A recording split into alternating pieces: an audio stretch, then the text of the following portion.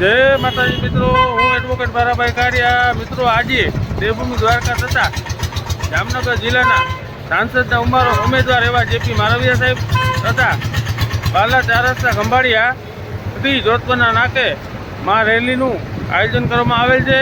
તો મિત્ર, હું પણ ત્યાં ગયો છું અને તમે પણ ત્યાં આવો. અને મિત્ર, ચાલો તમે મારી સાથે આજે કોંગ્રેસની તથા આમ આદમી પાર્ટીની ગઠબંધનની મહારેલી આજે યોજવા જઈ રહ્યા છીએ.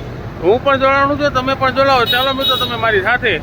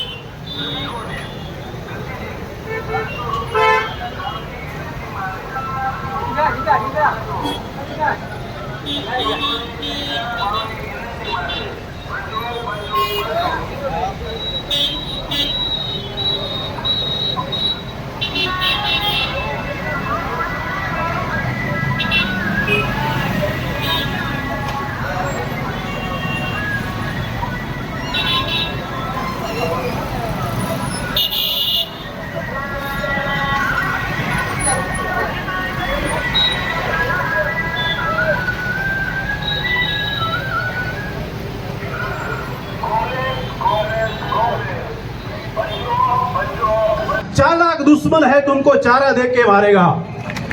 આ લોકો અત્યારે 80 કરોડની વસ્તીને માત્ર ને માત્ર 5 કિલો રાશન ઉપર નિર્ભર કરી દીધી છે. લાઈનો કતારમાં ખડી ઊભી કરી દીધી છે.